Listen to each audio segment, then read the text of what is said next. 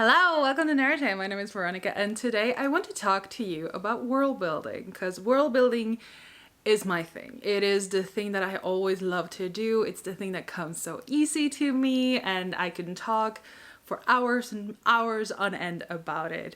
And the reason why I want to talk about it today is because I've been reading this book, which so far has been very interesting. It's part of my office Black History Month book club, and it's really interesting. But the reason why, the thing that book does that I want to talk to you about is what I personally call is drip world building. So mainly for people who might not really enjoy world building or struggle with it, this is a great way of doing it. And it is in order to help your world feel more alive and have depth and everything. The classical example within fantasy is, of course, Lord of the Rings.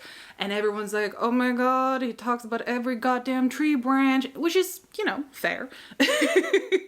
And to understand how much I love world building, I never struggled with reading Lord of the Rings. I felt like it just flew by. I never noticed this lingering info dumping kind of thing because I was just so into it. So that's the level I am at, which is something that I've had to kind of control with my own writing, is maybe don't go that far, So drip world building is a type of, world building. I'm so smart, oh my god. Is where you include tidbits of things that has connection to your world's history. So for example, try not to spoil the book here, but in the prologue, which takes place 200 years before the actual story, you see characters being able to do a specific thing and be aware of that thing. And then in the early chapters of the actual story, they refer to that thing that you as a reader know was a thing. They refer to it as false or myth kind of thing. And that is a very, very good, powerful, and easy way to create depth in your world. Now, there's many different layers to world building. You can go really shallow and really deep. You can go really your whole world building could be this one room. That's where the whole story takes place. Or you can go Marvel and have multiverses upon multiverses. Well, no, a multiverse can only be one, I guess. But you can go as far and as in-depth as you want, as your world requires. Now, the general tip is that your world needs to exist outside of the story, outside of the character. Now, what does that actually mean? Well, it means that you as the reader need to be able to feel and understand that things are happening outside of the scope that is on the page. So if I'm the main character, hi, my main character energy right here, right?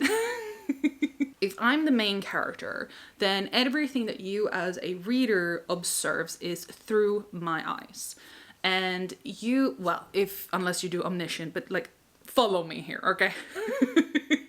You observe everything that I observe. So something that is good is to include, maybe I meet up with my best friend and they tell me about the book that just launched, or this event in the world that has happened, or just something like I stubbed my toe, Things has happened outside of my awareness.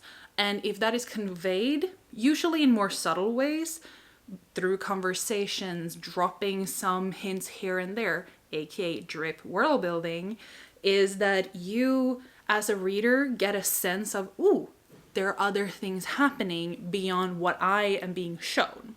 And that makes your world feel more alive and have depth and everything. So if you want to give more casual depth in the contemporary, you would probably have this type of, I stubbed my toe, this book launched, my friend told me things, or I'm scrolling on social media. Now, this book that I've been reading here is high fantasy. And it is very high fantasy. I really like it. It's very nice so far. And in fantasy, high fantasy specifically, you tend to see more drip world building in relation to history. as you see in this book here. And also, can we just take a moment to appreciate the cover? Oh, and it's also that matte thing that makes it really comfortable to touch. Like, okay. Anyway, I had a moment. Anyway, it's usually in fantasy you tend to see this type of information being dripped into your story or into the story through relationships to history. It's not so much about, everyday thing that you can see or hear about in contemporary or in rom-coms and all of that stuff. It tends to be more, this battle took place, or this historical event, that kind of stuff. So it's not necessarily like a cheat, but it kind of feels like that sometimes, is that I go through my stories and I look at everything that I've written, like the solid, like bigger concept world building, here's this country, here's this mountain, here's the overarching history kind of thing.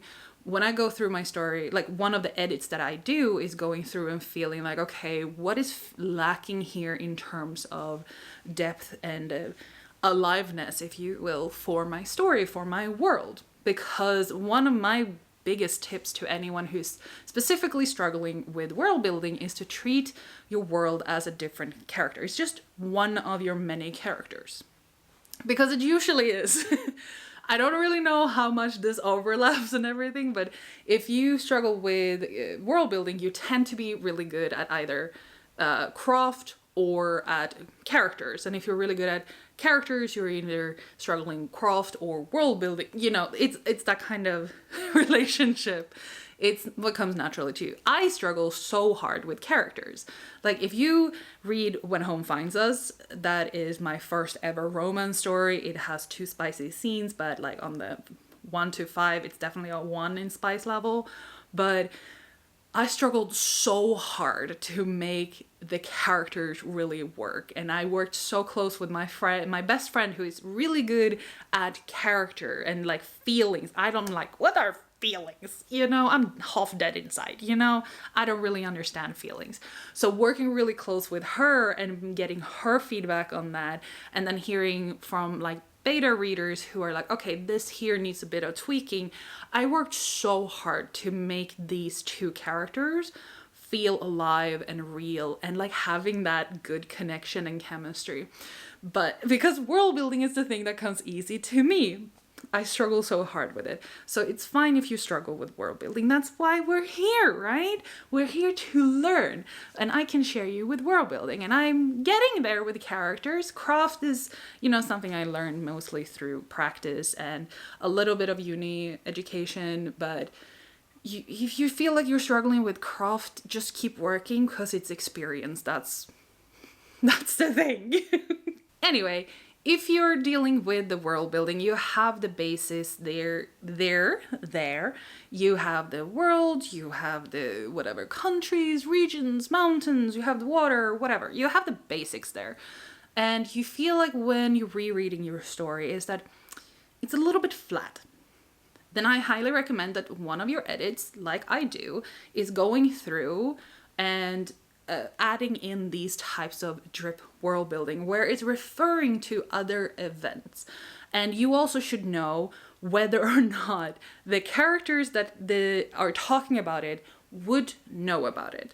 So think about where you exist in the world, what you grew up with, and culturally, TV, radio, books, all of that kind of stuff. It can very much vary depending on where you are, where you're from, and all of that kind of stuff. So for example, English-speaking countries has Dr. Seuss. I never grew up with Dr. Seuss. That wasn't a thing. So if someone makes a Dr. Seuss reference, I don't get that. I don't really understand what that reference is. So that's what you want to keep in mind. My battery is blinking really angrily at me. You want to keep that in mind. So if your character that is making the reference is talking to people that would not know, they would ask like, what's that? And then you have an opportunity to explain to the reader what that is. However, if you're talking to characters that would know, they wouldn't ask. So don't break character and just keep going. And that would open up for the reader to imagine their own thing. Or maybe further down the line, you will give more of information, more background on it, so that they will go, oh, so that's what they were referencing. But you don't want to do it too much because it could be confusing to the reader. So you want to figure out the balance here. And this can take practice, or you will just find it really easy. Like, oh, this is where I want to add some stuff. And here should be perfectly clear of it and all of that stuff. And then when you reread it, you might see like, oh, it feels like there's more going on here than otherwise. That is the concept of drip world building, as I call it. Let me know down below if you call it something else, or know if there's an official word for it. I don't know. Anyway, I hope that it can help you increase or improve rather your world building, because I love world building and I hope that people improve it, because I am so picky. I'm too picky sometimes with the world building. I'm okay with admitting that. It's like all my pet peeves are like mostly about world building, so I want to make sure that people create better worlds so that I can go and enjoy them a little bit more. But anyway, that is the video for today. Thank you very much for watching, and if you like this type of content, make sure to subscribe and follow along on this little journey. Otherwise, I hope that you have a good day, night, wherever you are in the time stream, and I will see you in the next one. Bye!